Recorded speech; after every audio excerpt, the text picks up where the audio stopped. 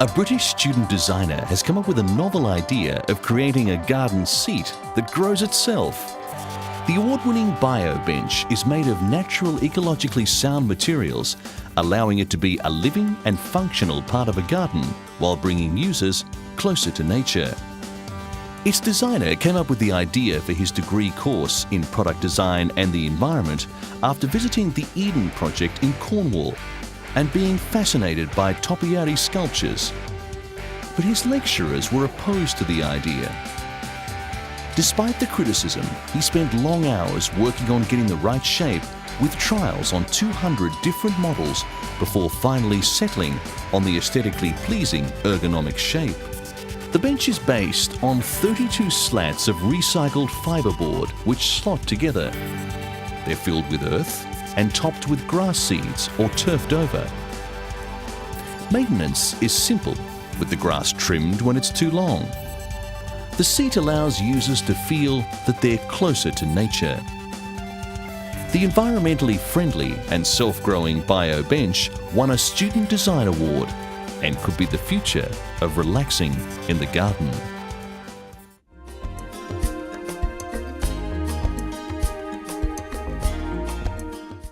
A horticultural college in southern England has created a plant stroking machine aimed at strengthening greenhouse plants and crops. Bedding plants are big business in Britain. This greenhouse at Hadlow Horticultural College in Kent is the biggest greenhouse in Europe. And it's here that horticultural scientists have designed a stroking machine for young plants.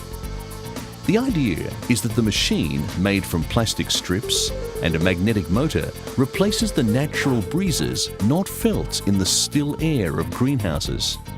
They've been stroking fuchsias up to 10 times a day, and the stems have grown up to 30% thicker and stronger after only 3 weeks of brushing.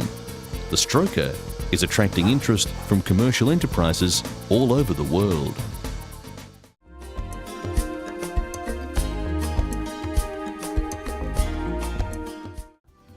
A company in Florida has invented a product which may be able to weaken hurricanes.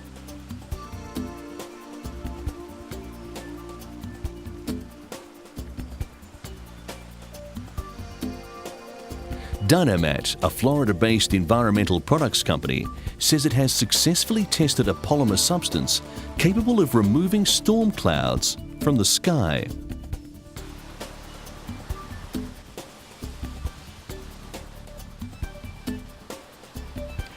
It works by absorbing water from a storm and turning it into a gel-like substance that drops to the ocean.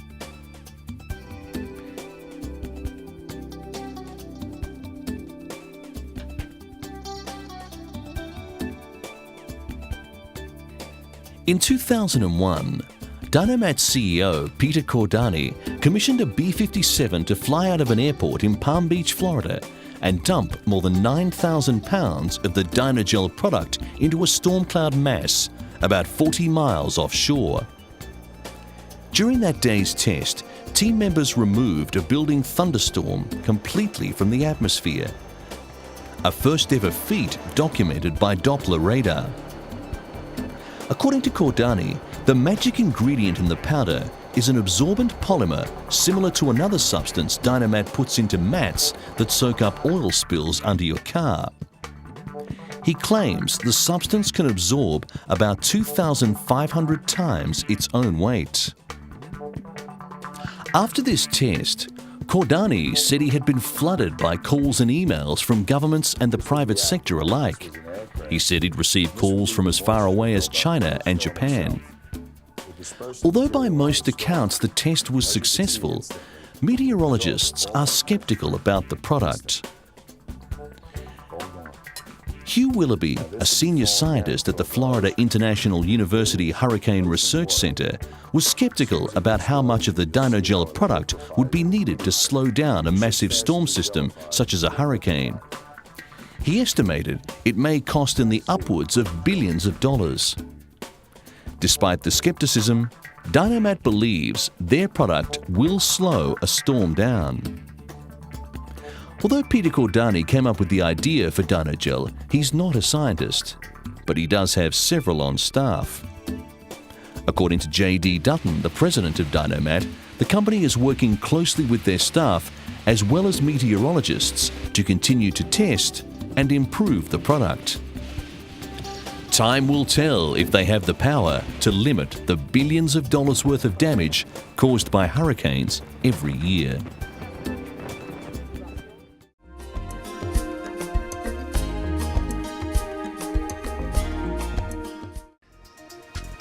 The UK's most technologically advanced materials recycling facility is in Rainham, Essex. This high-tech plant uses light beams and air jets to identify and sort metals, plastics and paper into individual groups. This machine will sort dry recyclable waste collected from various locations around the country. It is able to sift through 50,000 tonnes of rubbish per week and contributes significantly to regional recycling targets. Using beams of light and jets of air, the multi-million-pound facility processes different plastics, paper, card, steel and aluminium. In the future, it will hopefully be able to recycle textiles, CDs and CD cases. Once the materials are sorted into groups, they are compressed and stacked before being traded on the open market.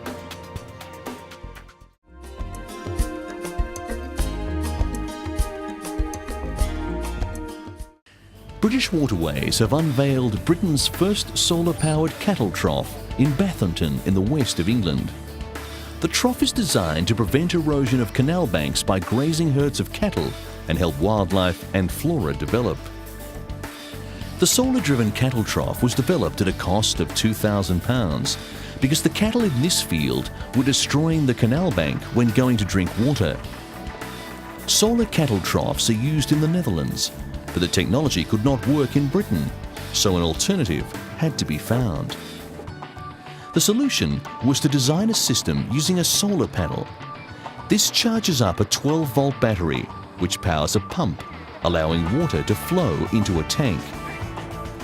A ball valve monitors the water level, opening when it falls below the required level. The engineer who helped construct the system said it came about by combining existing technologies in a novel way. Because it's a low-cost, self-sustaining system, British Waterways will undertake similar projects at other sites across the UK. The aim is to prevent bank erosion from grazing cattle and protect endangered animals and plant species along the canal side.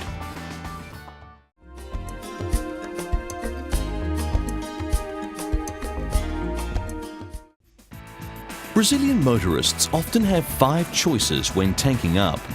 2 kinds of unleaded gas, diesel, natural gas and ethanol made from sugarcane. Soon they might have another, diesel fuel made from vegetable oils known as biodiesel. According to researchers, the fuel contains no petroleum products. It's a clean-burning alternative fuel that performs like diesel but is made from the oil extracted from soy, rapeseed, palm plants, canola seeds and other farm products. In Brazil, biodiesel is in its infancy, but it plays to the strengths of the largely undeveloped country. Brazil's favoured oil source is soy. It's the world's second biggest producer of soy after the United States.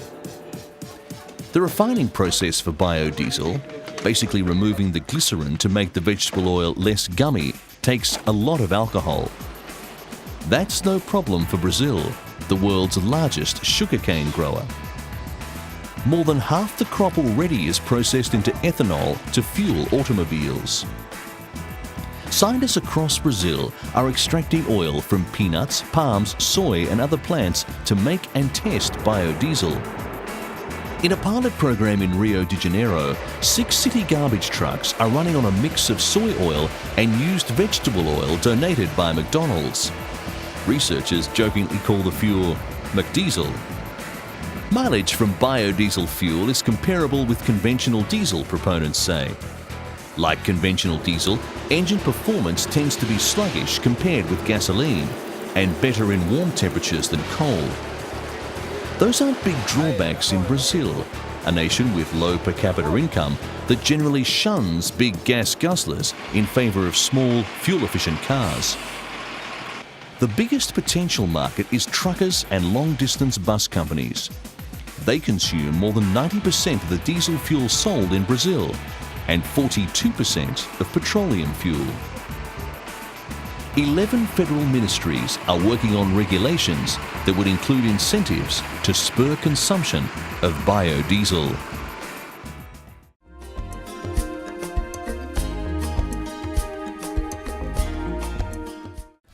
A big rubber balloon transformed life for farmers ploughing the fields in the Bangladesh village of Kalizan, 380 kilometres southeast of the capital, Dhaka. This unusual balloon is in fact a 5-metre high inflatable dam. When fixed to the bed of the Takambati River, it works to deliver the much-needed water to irrigate the fields of this village. The rubber dam program is one of the strategies that helped Bangladesh raise its production of rice, a staple food of its population of 130 million, to about 25 million tonnes in 2003, from about 20 million tonnes some decades earlier. The dams, fashioned by anchoring black rubber tubes resembling giant pythons to the riverbed, have saved thousands of farming families in the country's southeast, where riverbeds stay dry for most of the year until the monsoon arrives. Then the rains bring floods that roar down the hillsides, wash away crops and homes, and sever communications. At monsoon's end, people like Islam have no alternative but to return and struggle to till the dry, hard patches of land. Islam said cultivation had been almost impossible in his village without irrigation, and the farmers were too poor to get deep tube wells powered by electric motors. But his saviour came in the form of the local government engineering department, who adapted the rubber dam idea from China. Engineers have installed over 7 rubber dams from 50 to 90 metres in length and plan to have 8 more in place in the near future. They have been set up so far on small rivers and canals in the south, north and centre of the country. The dams, which can irrigate up to 1,000 hectares, can also be used to restrain the storm-driven sea surges that flood the shrimp farms and plantations along the coast with saline water. And they are durable too. The rubber balloons need to be changed only every 20 years. The maintenance of the dams has been entrusted to the farmers who draw the benefits. Each farmer pays a fee per hectare per season so that the dams can be maintained. The salaries of 2 security guards and other administrative costs are also paid from funds that are gathered in this way.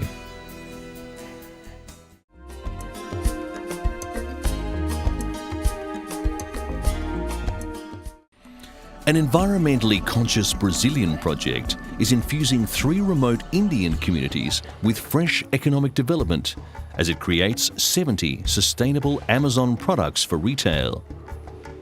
The Tree Tap project crowns years of efforts by Rio de Janeiro-based Amazon Life, a project which buys wild rubber from indigenous communities in the southwest Amazon and creates a variety of products like drugs, food, cosmetics, furniture and woodcraft. In the late 19th century, the Amazon enjoyed a bonanza as world demand and prices soared after the invention of the pneumatic tyre. By World War I, the boom had gone bust in the face of competition from cheaper Malaysian plantations. American industrialist Henry Ford attempted to revive the industry in the 1920s, but Brazil's rubber industry steadily decayed. Government officials and environmentalists are focusing on small projects to achieve sustainable growth. It contrasts with the massive road, hydropower and mining schemes of the military government in the 1960s and 1970s. and is a rejection of indiscriminate logging and slash and burn farming that each year destroys an area half the size of Belgium in the world's greatest forest. Aid workers and government officials see sustainable production as a way to improve the quality of life of the Amazon Indians and other local people, and increase their income as well as safeguarding the forest. World Wildlife Fund Brazil's Secretary General Sandra Charity said that the Tree Tap project enabled local communities to continue to live in the forest while earning funds to buy water pumps, electric generators and other equipment to improve their lifestyle. Several other small-scale projects have sprung up in the vast Amazon, raising living standards while respecting the forest.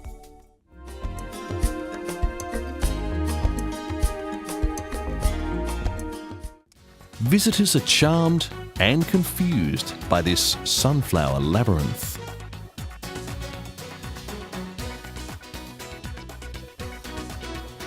Organisers have cut winding paths, intersections and alleys leading nowhere into a field of some 600,000 sunflowers.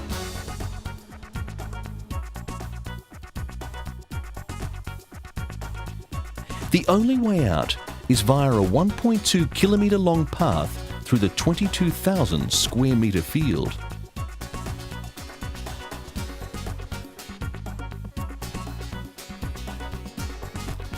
Matthias Baer had the unusual idea while working for a Berlin youth project.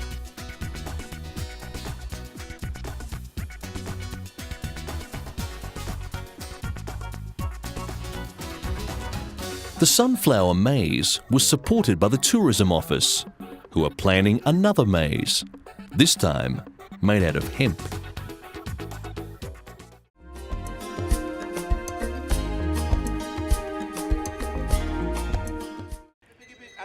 An ancient legend of Kenya's Maasai people says that when God was giving humans wealth, he chose to give it to them in the form of cattle. Here, in Kenya's Kaido district, cattle still come first. Herdsmen spend long hours tending the cows that have sustained them for years. But these cattle may have to be abandoned for a new source of livelihood farming. The decision to take up other forms of farming was made after a severe 2-year drought. It made the Maasai fully dependent on relief food from aid agencies. The drought may be over for now, but the World Food Programme is working with the Maasai for more practical and sustainable solutions to drought and hunger. But cultural stereotypes are hard to change. Digging is considered women's work and therefore looked down upon by many Maasai men. And it's no different in many other parts of Africa. Over 60% of the continent's farming is done by women. Nola has 3 children. Her youngest, Siato, is too young to look after himself, and she has no choice but to bring him with her to work. Mbithi, an agricultural economist, says Kajiado's people are learning drip irrigation. Holes are made along pipes and then water from storage tanks flows through them to slowly nourish the plants. Though strangers to agriculture, the Maasai have proved to be quick learners. But a few miles away, there's no water to spare for farming. It's a 4 to 8 hour trek to the nearest water source. Nakwan Sekendo only manages to carry a jerry can of water back home. To solve this problem, they're digging a water pan. They have a few more meters to go before it can be ready to trap rainwater for domestic use. And until the Maasai have reliable water and food supplies, relief organisations will continue to feed them. But rather than just handing it out, a project called Food for Work has been started. Food security experts, though, are a little pessimistic about the project. They say if they really want to overcome food insecurity, they can do either of 2 things. Firstly, help these people increase their levels of income, and increase their productivity. But until communities like this are either able to grow or buy their own food, they will continue to face an uncertain future while living on handouts for one more day.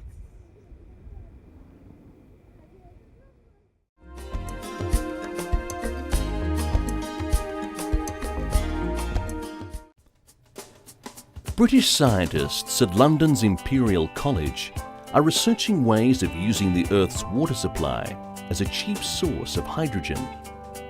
They believe mimicking photosynthesis methods used by plants to split water into its component parts could be used to turn into hydrogen fuel in the future. The scientists have been using X-ray crystallography to discover the method that underpins the photosynthesis of splitting of water into its component parts of hydrogen and oxygen.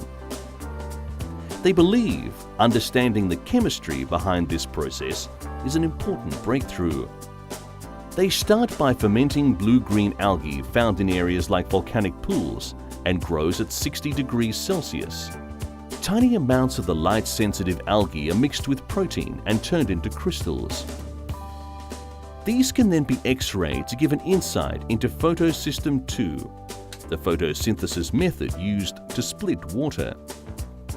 Shooting X-rays at the crystals allows scientists to find out more about its composition, and using computer graphics shows how it's the component parts that are broken down. It is hoped that by understanding photosynthesis and by isolating hydrogen from the process, it could lead to the future development of cheap fuel from the world's abundant water supply.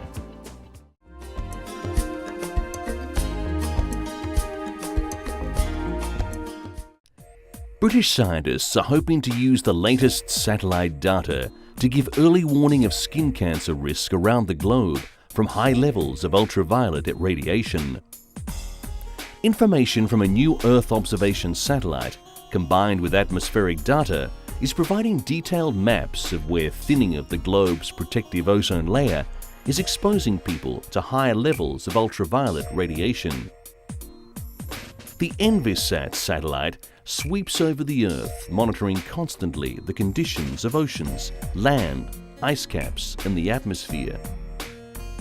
One of the instruments on board looks at the so-called ozone hole, the seasonal gap that appears in the layer of ozone that protects us from excess ultraviolet radiation. Even in winter and colder climates, low ozone overhead could mean more ultraviolet light is getting through. But armed with constantly updated ozone maps, forecasters around the world could soon be able to give accurate assessments of raised risk of ultraviolet exposure on an almost hourly basis.